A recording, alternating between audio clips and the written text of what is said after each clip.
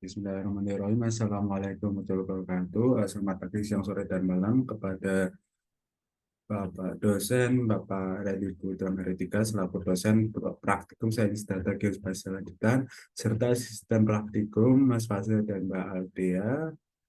Perkenalkan, nama saya Ahmad Faisal Zin dengan NIM 214777862SV19212. Di sini saya akan menjelaskan terkait hasil acara 9 tentang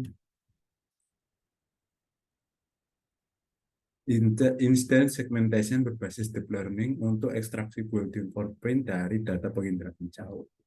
Nah, di sini ini laporan saya. Nah, tujuan dari laporan ini adalah yang pertama yaitu memahami konsep Geospatial Artificial Intelligence atau GeoAI. Yang kedua, memahami prosedur dan tahapan dalam instance berbasis deep learning. Dan yang terakhir, yaitu menerapkan instance segmentation berbasis deep learning dalam pemanfaatannya pada bidang geospasial. Nah, alat dan bahan yang dibutuhkan adalah yang pertama adalah laptop untuk melakukan visualisasi data dan mengerjakan laporan. Dan yang kedua adalah ArcGIS Pro, aplikasi software yang digunakan untuk melakukan pemrosesan instance segmentation. Yang ketiga adalah aplikasi Microsoft Word yang digunakan untuk membuat laporan praktikum. Nah, bahan itu data raster, mohon maaf ini salah, data raster eh, Lampung, Thailand, serta data OSM bangunan di Lampung tersebut. Fungsinya sama, yaitu bahan untuk yang diperlukan untuk praktikum. Nah, kemudian langkah kerja yang utama itu memasukkan data raster Lampung dari data OSM, menambah data raster dan data OSM ke ArcGIS Pro. Kemudian pemrosesan export training data for deep learning. Kemudian setelah selesai pemrosesan training data for deep learning, setelah selesai lanjut lagi ke pemrosesan detect object using deep learning, dan terakhir yakni pengujian akurasi hasil detect object. Nah, hasil yang eh, dikeluarkan adalah hasil detect object dengan akurasi dan link video. Nah, kemudian sebelum lanjut, eh, di sini saya izinkan untuk menjelaskan terkait definisi dari instant segmentation. Nah, instant segmentation itu adalah segmentasi yang bertujuan melakukan prediksi label kelas objek dan matching pada objek spesifik pixel dengan melokalisasi pada kelas objek yang ada pada gambar. Gambar tersebut itu berupa data raster ya maksudnya. Nah, pemanfaatan dari instant segmentation ini sangat banyak sekali. Contoh seperti pada robotika, pengawasan, kemudian kalau di badan spasial itu dapat detek objek pada mungkin objek bangunan dari data raster. Dan itu masih banyak lagi pemanfaatannya. Oke, karena ini link video belum ada, jadi nanti akan diupload gitu. Oke, kemudian lanjut saja. Nah, di sini bangunan yang nah, di sini menambahkan data ArcGIS, data ArcGIS, maaf maksud saya data raster Lampung, Thailand. Ini lokasinya ada di daerah Thailand, Sampatokong. Nah, seperti ini di daerah utara. Nah, daerah utara Thailand, barat laut. Nah, daerah barat laut dari ibu kota Bangkok. Nah, sini kurang lebih seperti ini. Nah, di sini juga ditambahkan bangunan Lampung, data OSM lampunya seperti ini. Nah, ada yang di luar juga. Nah, setelah menambahkan data tersebut, kita melakukan geoprocessing yang pada di view ini geoprocessing. Nah, kemudian kita melakukan export training. Ini export training data. Kita memasukkan input rasternya terlebih dahulu. Ini adalah dan ditambah tipe datanya probatif biasanya. Oke, kemudian ini dibiarkan saja. Dan outputnya kita bisa menentukan mungkin ini di mana gitu, terserah. Nah, di sini saya sudah menambahkan, misal di sini saja nggak masalah, misal ya. Nah, dan input feature class. Nah, di sini bangunan Lampung, masukkan saja kelas ya, dibiarkan nggak masalah. Kemudian di sini ada map space dan ada pascal visual. Nah, kemudian di environment-nya kita juga skip saja. Nah, kurang lebih seperti ini. Kemudian nanti di run dan kita lihat di story. Oh, salah salah. Kemudian di story. Nah, ini sudah terekspor.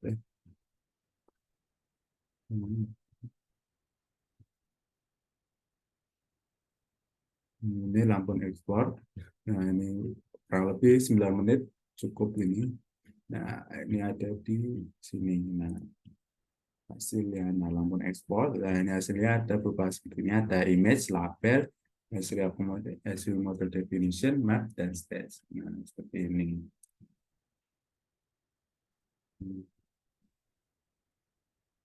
Nah, seperti ini hasilnya.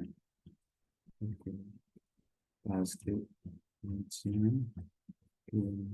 Nah, ini hasil gambar pengambilan dari ekstrak, pemrosesan ekstrak apa train learning, extract training data for deep learning, seperti itu. Oke, nah sudah, kita lanjut saja ke pemrosesan berikutnya, yaitu adalah train deep learning model. Nah, ini cukup memakan waktu lama ini. Jika dilihat dari story itu sekitar 3 jam. Di sini detailnya 3 jam 17 menit 37 detik. Nah, eh, oke, kita langsung saja ke bioprocessing. Kita mencari, eh, nah ini train data. Oh, oke, kita cari train data for training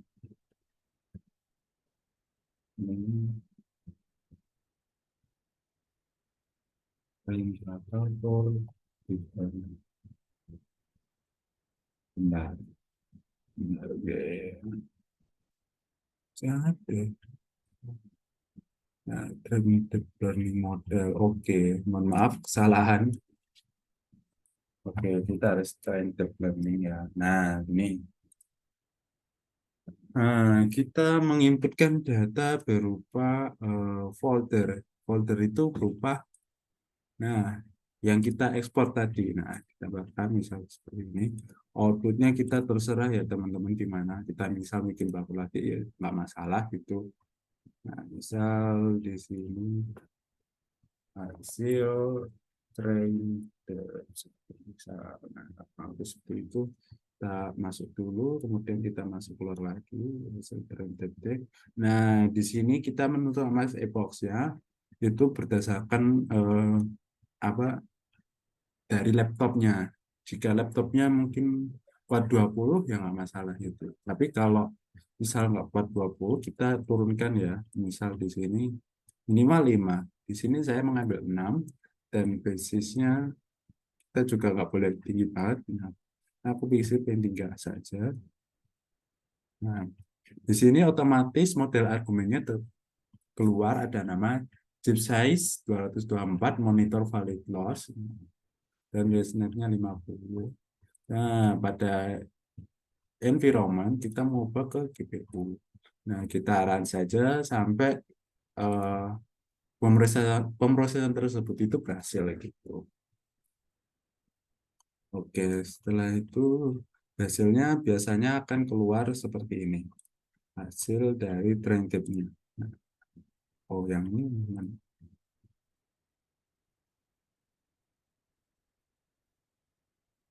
Nah, di hasil nih. Nah, misal di sini. Nah, di sini ada data dari hasil DLBK, file DLBK, kemudian EMD, PTH, dan DML. Kita coba ke folder model karakteristiknya. Nah, di sini ada berupa 3 file. Yang pertama ada foto loss grab, dan kedua foto show result, dan ketiga adalah eh, isi JSON, training validation loss JSON. Nah, kita ke sini dulu. Nah, di sini menunjukkan pada foto script ini menunjukkan bahwa data training ini menurun gitu pada batch process-nya. Mungkin karena banyak banget fotonya. Nah, kemudian di sini juga pada validasinya ini cukup tinggi sekali, menaik, kemudian pada di 4.000, sekitar 4.000-an menurun lagi, hingga di 6.000 juga menurun, sekitar 7.000-an menurun lagi, kemudian pada 9.000 meningkat, dan pada sekitar 12-an, 12.000 menurun lagi. Artinya validasi di sini naik turun karena mungkin dari sesuai foto hasil ekspor trainingnya gitu.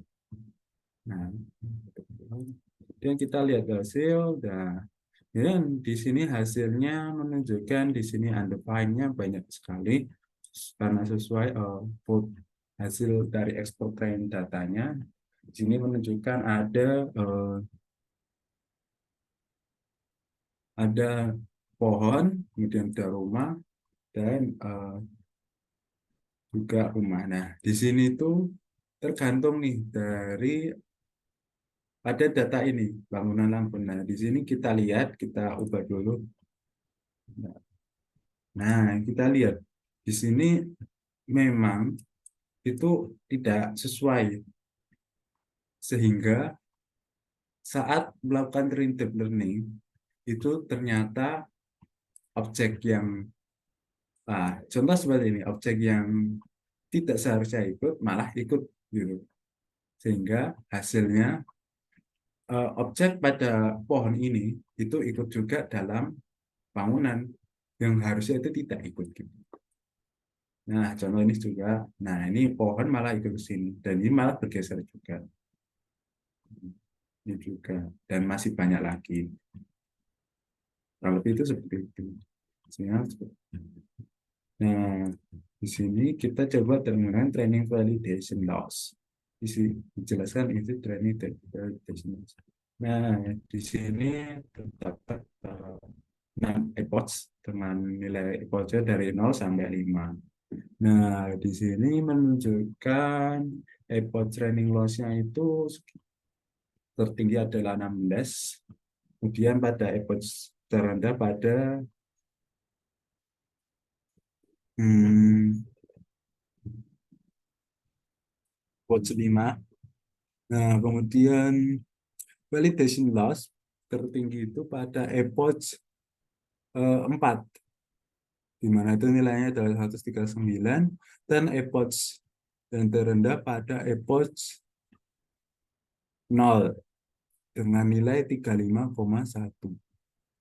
Oh, maaf, epoch 3, 35,057.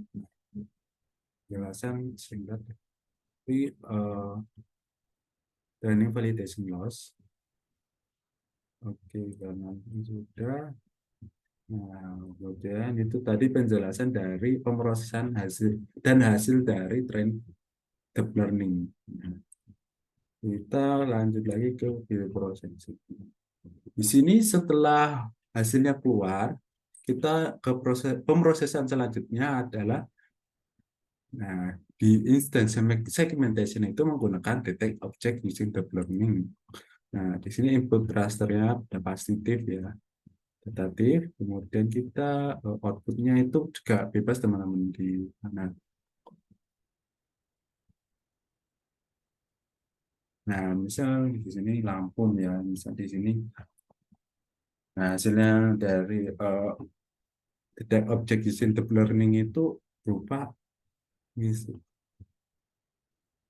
data SHP gitu. Jadi misal di sini sudah ini sudah ya teman-teman. Misal ini masukkan saja, misal lama satu otomatis terdefinisi langsung ke SHP gitu. Nah, di sini model definitionnya itu uh, folder. Nah, hasil dari training deep learning yang kita sudah proses sebelumnya gitu.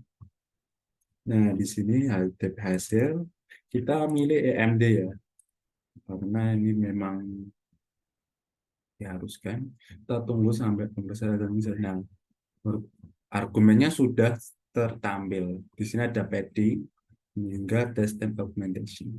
Nah, kemudian ada environment itu kita biarkan saja karena ini jika kita mengisi nantinya itu akan mengganggu pemrosesan dan itu nanti bisa gagal gitu. Kita biarkan saja seperti ini. Eh, kita kemudian hmm, kita lihat hasil dari historinya. Nah, di sini memang lama banget ya hasil dari Detect Object Using Deep Learning Model. Itu sekitar 12 jam, 46 menit, 45 detik. Nah, ini di laptop saya. Nah, kemudian ini ada historinya. Dan ini adalah hasilnya. Banyak banget. Kita lihat. Nah, di sini karena tadi yang sudah seperti saya jelaskan, objek yang kita detek itu adalah bangunan, tetapi pada waktu bangunan Lampung, bangunan ini, nah ini, nah yang ada pohonnya itu ikut terdefinisi sehingga seperti ini ada pohon juga ikut terdefinisi. Nah, hingga objek yang mungkin tidak ikut malah ikut gitu. Kurang lebih seperti itu. Nah, di sini banyak banget objeknya. Nah, kemudian setelah selesai, kita ke akurasi, compact accuracy for object detect using detection. Nah, itu ada di geoprocessing. Nah, ini komponennya. Ini kita mengisi data feature-nya, Lampung, misalnya. Data feature itu data hasil dari detect objeknya. Gitu. Nah, ground truth itu yang bangunan Lampung. Nah, dan kita biarkan saja di sini karena eh, saya sudah mencoba itu kalau kita ubah-ubah itu gagal ya. Nah, ini kita juga eh, biarkan juga di sini. Nah, kita juga biarkan. Nah, input kelasnya adalah kelas, ground truth-nya itu harusnya kelas. Kita coba di SM, tapi di nah di sini minimum intersection-nya itu diturunkan jadi 0,1. Environment kita biarkan saja kitaran gitu. Nah, jadi hasilnya seperti ini. Kita coba cari di output akurasi. Report itu ada di acara 9. Oke, kita lihat sini. Nah, di sini harusnya ada sebuah file PDF, tetapi di sini malah tidak ada. Karena mungkin ini ada tanda warningnya. Mungkin, nah ini tidak semua poin values.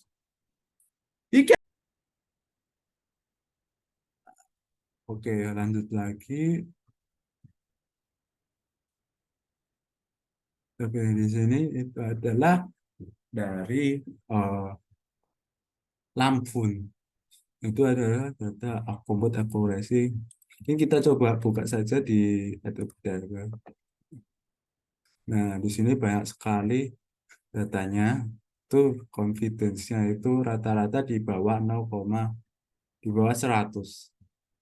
Yang artinya akurasi tersebut bisa dibilang cukup baik, 0,9 sampai 90 sampai 100. Jika di bawahnya itu sudah dibilang tidak baik gitu. Nah, ini eh,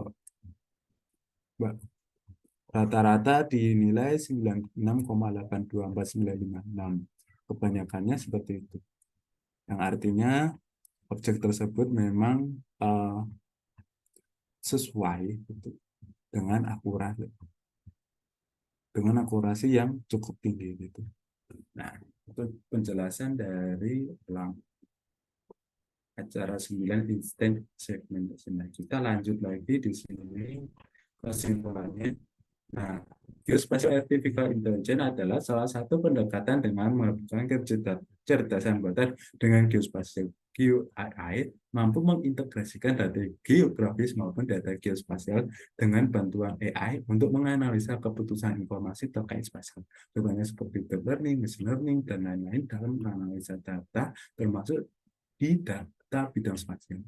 Nah, kemudian pemrosesan dalam instant segmentation diperlukan beberapa tahapan seperti export, training data for deep learning, train the deep learning model, dan detect object using deep learning, serta akurasi compute akurasi detect object. Nah, deep learning ini digunakan untuk mengklasifikasi pada objek yang tertera seperti data bangunan. Nah, instant segmentation sangat cocok dalam mengklasifikasi dalam beberapa objek untuk mendeteksi objek tersebut, sehingga hal ini bermanfaat pada pemetaan tata ruang bangunan, pengelompokan objek bangunan, dan lain-lainnya. Untuk praktikum sudah berjalan dengan baik. Nah, daftar pustaka ini mengambil jurnal dari Awis EM dan BETGM pada tahun 2020 tentang a survey on instant segmentation state of the Edge, jurnalnya International Journal of Multimedia Information Retrieval, halaman 171 sampai 189. Itu saja yang bisa saya sampaikan pada video kali ini. Kurang lebihnya mohon maaf. Sekian. Assalamualaikum warahmatullahi wabarakatuh.